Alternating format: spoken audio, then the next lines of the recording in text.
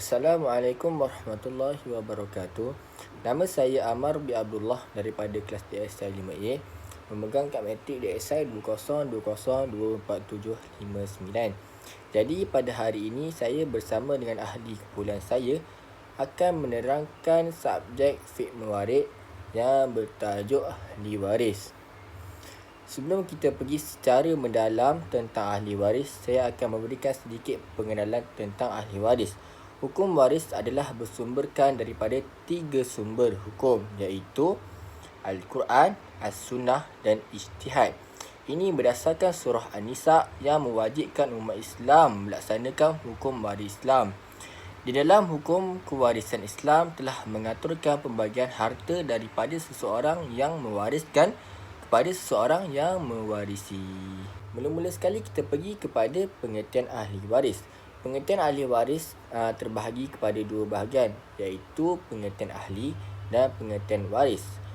Ahli ialah orang yang mempunyai pemahaman dalam bidang ilmu, manakala waris pula bermaksud ahli keturunan yang berhak. Dan seterusnya ahli waris pula bermaksud ialah ahli keturunan yang mempunyai hak ke atas harta warisan yang ditinggalkan oleh pewaris. Seterusnya kita pergi kepada sumber hukum mengenai ahli waris. Ini berdasarkan surah An-Nisa ayat 11 yang bermaksud Allah mensyariatkan, yakni mewajibkan kepadamu tentang harta warisan kepada anak-anakmu, iaitu bahagian seorang anak lelaki sama seperti dengan bahagian 2 orang anak perempuan. Dan jika anak itu semuanya perempuan yang jumlahnya lebih dari 2, maka bahagian mereka adalah 2/3 daripada harta yang ditinggalkan. Jika anak perempuan itu seorang sahaja, maka dia memperolehi setengah daripada harta yang ditinggalkan. Dan untuk kedua ibu bapa, bahagian masing-masing adalah 1/6 dari harta yang ditinggalkan.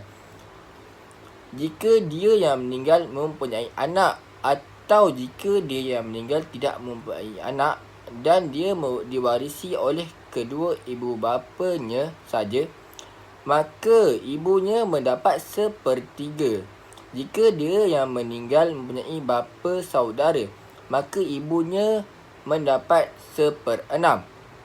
Pembagian-pembagian tersebut di atas setelah dipenuhi wasiat yang dibuatnya atau setelah dibayar hutangnya. Tentang orang tuamu dan anak-anakmu, kamu tidak mengetahui siapa di antara mereka yang lebih banyak manfaatnya bagimu. Ini adalah ketetapan Allah. Sesungguhnya Allah Maha mengetahui dan Maha bijaksana. Surah An-Nisa ayat 11. Jadi itu saja daripada saya. Kelas kod yang pertama pada hari ini adalah 508. Terima kasih. Hai, Assalamualaikum. Nama saya Siti Najah Fatihah binti Muhammad Noh, dari kelas DSI 5A, nombor kad matrik DSI 20202481. Hari ini saya akan menyambung tentang faktor hubungan kewarisan. Hubungan kewarisan antara seseorang dengan orang lain disebabkan oleh 2 faktor, iaitu adanya hubungan darah atau kekerabatan dan adanya hubungan perkahwinan.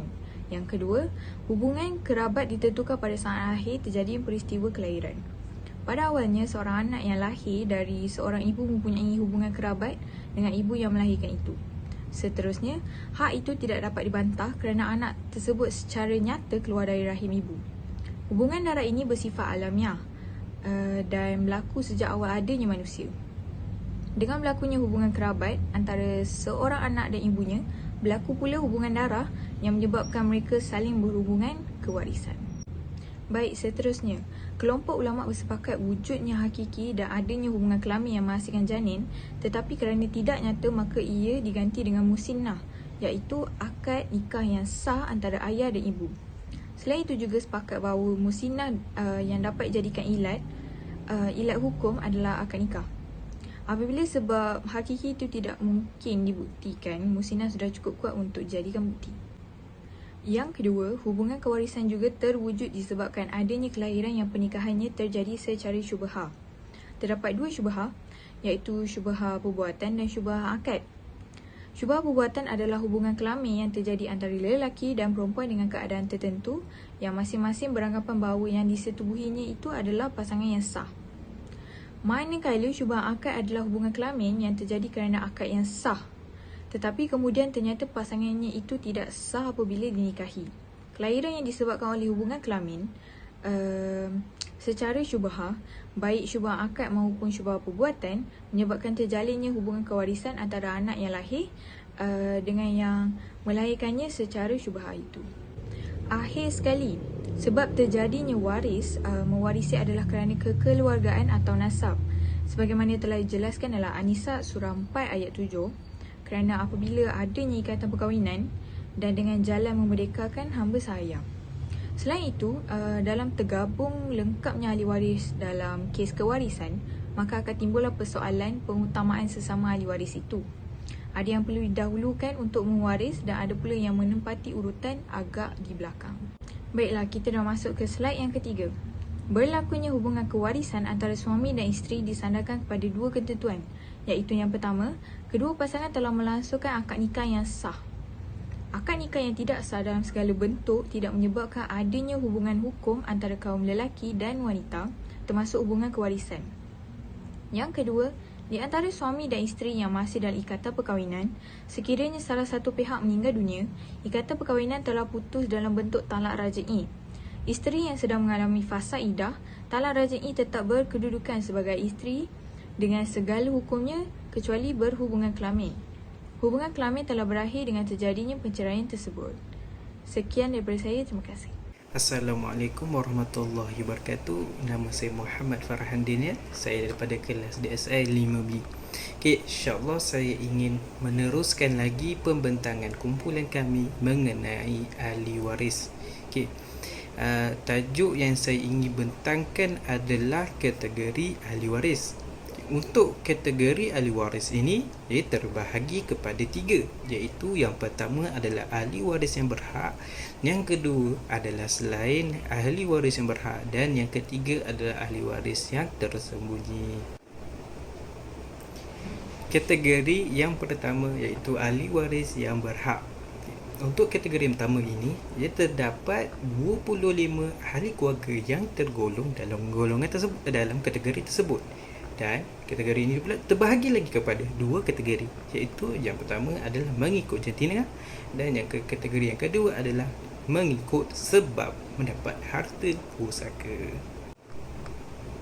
Okey, kita akan mulakan dengan membincangkan kategori mengikut jantina. Okay. Untuk kategori mengikut jantina ini, dia terdapat 15 orang ahli daripada pihak lelaki dan 10 orang ahli waris daripada pihak perempuan. Untuk pihak lelaki, dia terdapat 15 orang iaitu adalah suami, bapa, datuk sebelah bapa, anak lelaki, cucu lelaki daripada anak lelaki, saudara lelaki seibu sebapa, saudara lelaki sebapa, saudara lelaki seibu, anak saudara lelaki daripada saudara lelaki seibu sebapa, anak saudara lelaki daripada saudara lelaki sebapa, bapa saudara seibu sebapa sebelah bapa, bapa saudara sebapa sebelah bapa, sepupu lelaki daripada bapa saudara seibu sebapa sebelah bapa, sepupu lelaki daripada bapa saudara sebapa sebelah bapa, dan akhir sekali adalah tuan yang membebaskan hambanya. Okay, untuk pihak perempuan, dia terdapat 10 ahli waris yang terdiri daripada isteri, anak perempuan, saudara perempuan sebapa, cucu perempuan daripada anak lelaki, ibu sebelah ibu, saudara perempuan seibu, nenek sebelah bapa, saudara perempuan seibu sebapa, dan akhir sekali adalah puan yang memerdekakan hambanya. Okay, itu daripada kategori mengikut jantina. Seterusnya saya ingin menerangkan pula mengenai kategori mengikut sebab.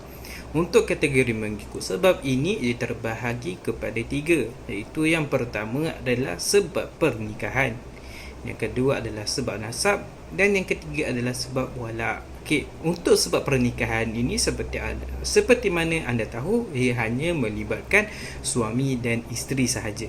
Okey, untuk sebab nasab, Sebab nasab ini pula terbahagi kepada 4, iaitu yang pertama adalah golongan atas, iaitu al-usul, golongan bawah, al-furu', golongan tengah, al-ikhwah, dan akhir sekali adalah golongan sisi, al-a'ma. Itu merupakan golongan nasab dan ahli-ahlinya saya akan sebutkan sebentar nanti. Okey. Yang akhir sekali adalah sebab wala'. Sebab wala' ini pula hanya melibatkan tuan, pembebas hamba dan puan yang membebaskan hambanya. Okey, itu merupakan kategori mengikut sebab. Okey, seterusnya saya ingin menerangkan siapa itu golongan atas, iaitu al-usul, golongan bawah al-furu', golongan tengah al-ikhwah, dan golongan sisi al-a'ma. Okey, untuk golongan atas iaitu al-usul, ia terdiri daripada bapa, ibu, datuk sebelah bapa, nenek sebelah bapa dan nenek sebelah ibu. Manakala untuk golongan bawah al-furu', ia terdiri daripada anak lelaki, anak perempuan, cucu lelaki daripada anak lelaki dan cucu perempuan daripada anak lelaki. Untuk golongan sisi iaitu al-a'mam, ia terdiri daripada saudara lelaki seibu sebapa, saudara perempuan seibu sebapa, saudara lelaki sebapa, saudara perempuan sebapa, saudara lelaki seibu, saudara perempuan seibu, anak perempuan lelaki daripada saudara lelaki seibu sebapa, dan anak saudara lelaki daripada saudara lelaki sebapa. Okey, akhir sekali adalah golongan tengah, al-ikhwah, iaitu bapa saudara seibu sebapa, bapa saudara sebapa sebelah bapa, sepupu lelaki daripada bapa saudara seibu sebapa dan sebelah bapa, dan sepupu lelaki daripada bapa saudara sebapa sebelah bapa. Okay.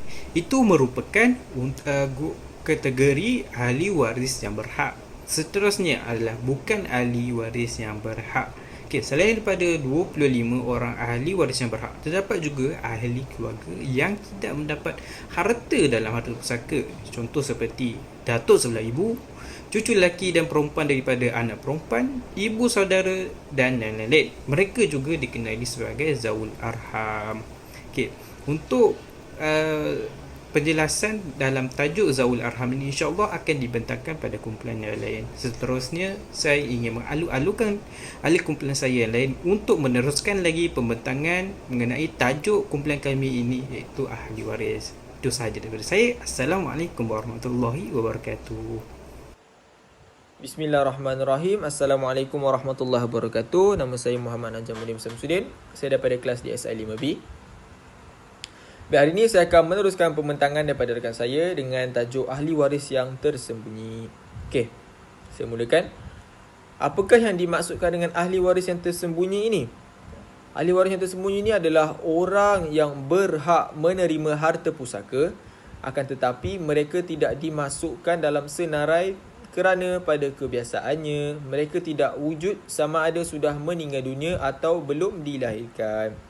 Okey, kat sini kita faham ahli waris yang tersembunyi ini adalah orang yang layak. Jadi orang yang layak, orang yang berhak menerima harta pusaka, tapi diorang ni tak dimasukkan dalam senarai. Sebab apa?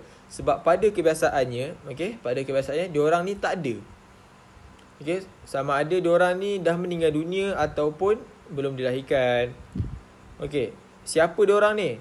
Mereka ni terdiri daripada datuk sebelah bapa dan ke atas, kiranya datuk, moyang dan ke atas. Kemudian nenek sebelah ibu dan ke atas, samalah macam datuk tadi, nenek, moyang, cilawangi, cikawari semualah dan ke atas. Kemudian cucu lelaki daripada anak lelaki dan ke bawah, kiranya cucu cicit dan ke bawah. Seterusnya adalah anak saudara lelaki daripada saudara lelaki seibu sebapa dan ke bawah. Kemudian adalah anak saudara lelaki daripada saudara lelaki sebapa dan ke bawah. Seterusnya sepupu lelaki daripada bapa saudara seibu sebapa dan ke bawah. Yang terakhir adalah sepupu lelaki daripada bapa saudara sebapa dan ke bawah. Okey, baik. Seterusnya kita pergi kepada syarat-syarat ahli waris. Terdapat beberapa syarat ahli waris di sini. Yang pertamanya adalah adanya pertalian darah atau kekerabatan. Okay, apakah yang dimaksudkan dengan adanya pertalian darah atau kekerabatan ni? Okay, maksudnya di sini adalah ahli waris yang memiliki hubungan nasab atau keturunan dengan si mati. Okay. Ahli waris yang dimaksudkan terdiri daripada golongan lelaki, iaitu ayah, anak lelaki, saudara lelaki, pakcik dan atuk. Manakala daripada golongan wanita pula adalah ibu, anak perempuan, saudara perempuan dan nenek. Okey, itu adalah syarat pertama. Kemudian kita pergi kepada syarat yang kedua, iaitu hubungan perkahwinan. Apakah yang dimaksudkan dengan hubungan perkahwinan ni? Okey, maksudnya di sini adalah ahli waris yang memiliki hubungan perkahwinan dengan si mati. Tidak kiralah sama ada lelaki atau perempuan. Okey.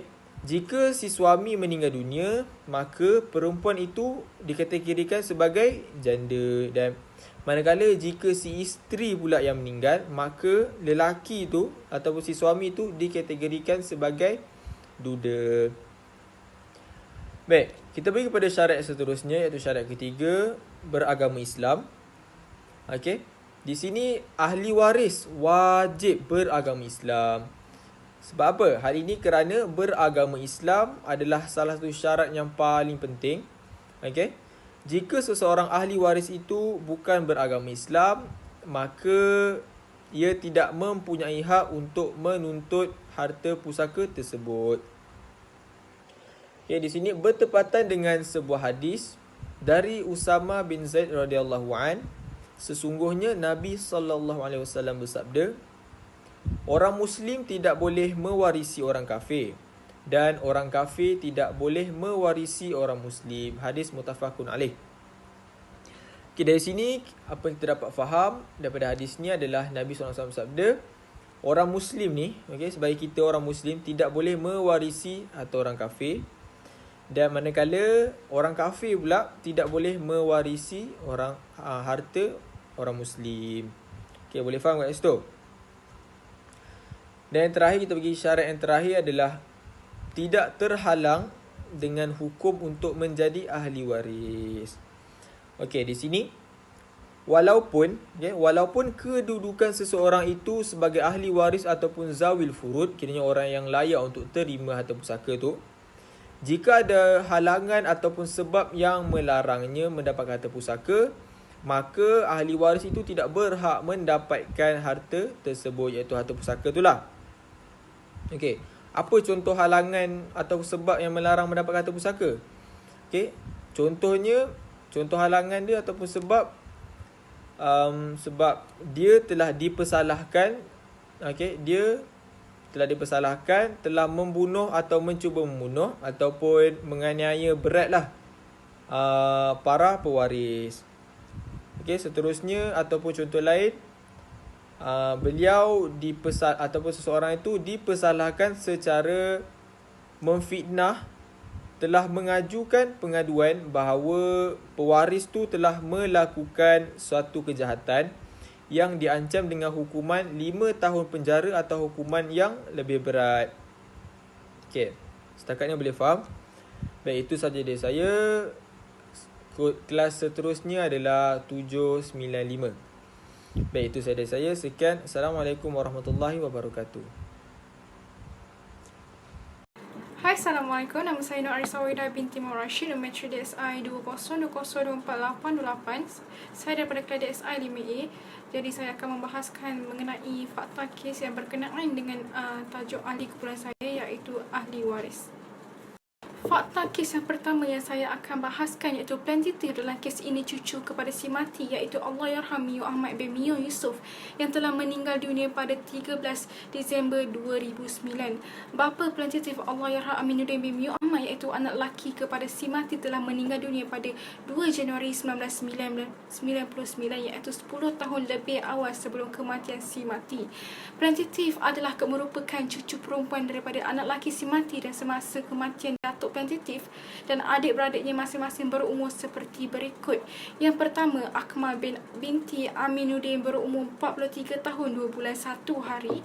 Yang kedua, Azmi bin Aminuddin berumur 40 tahun 9 bulan 15 hari. Dan yang ketiga, Azlin binti Aminuddin berumur 31 tahun 10 bulan 19 hari.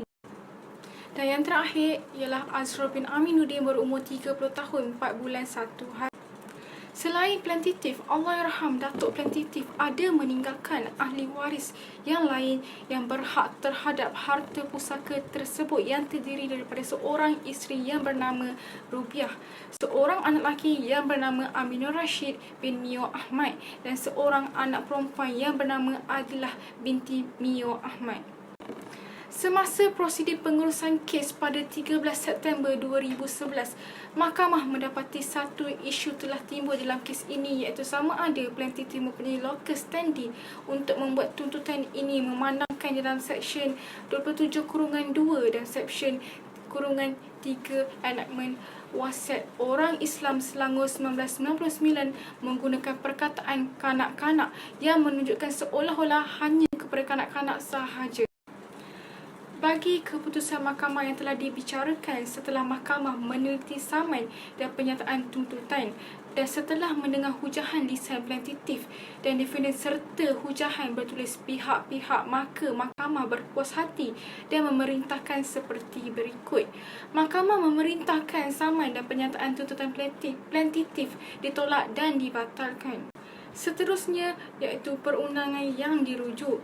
Yang pertama adalah Perlembagaan Persekutuan Perkara 152, dan yang kedua Enakmen Pentadbiran Agama Islam Negeri Selangor tahun 2003 iaitu Seksyen 61, dan yang ketiga Enakmen Wasiat Orang Negeri Selangor 1999 Seksyen 2, Seksyen 27 dan Seksyen 28, dan yang keempat Akta Taksiran 1948 dan 1967 iaitu Seksyen 2 dan Seksyen 117, dan yang kelima Akta Bahasa Kebangsaan 1963 atau 1967 iaitu Seksyen 6, dan yang terakhir Akta Kanak-kanak 2001 iaitu Seksyen 2. Dalil yang dirujuk untuk kes ini iaitu Surah Al-Baqarah ayat 180 yang bermaksud diwajibkan atas kamu apabila maut hendak menjemput seseorang di antara kamu jika dia meninggalkan harta berwasiat untuk kedua orang tua karib kerabat dengan cara yang baik sebagai kewajipan bagi orang-orang yang bertakwa. Dalil yang kedua iaitu daripada Surah An-Nisa ayat 4 yang bermaksud dan berikanlah mas kahwin iaitu mahar kepada perempuan yang kamu nikahi sebagai pemberian yang penuh kerelaan. Kemudian jika mereka menyerahkan kepada kamu sebagai dari mas kahwin itu dengan senang hati, maka terimalah dan nikmatilah pemberian itu dengan senang hati.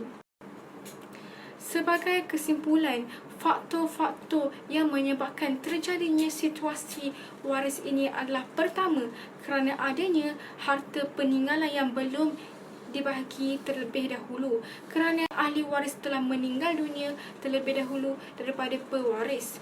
Waris merupakan hal penting dalam hukum Islam kerana sering menimbulkan perselisihan faham. Sebagai umat Islam yang beragama Islam, untuk mencegah perpecahan dalam tali persaudaraan, sebaiknya gunakanlah pembahagian waris sesuai dengan hukum Islam. Dan itu sahaja daripada saya. Sekian, terima kasih. Assalamualaikum.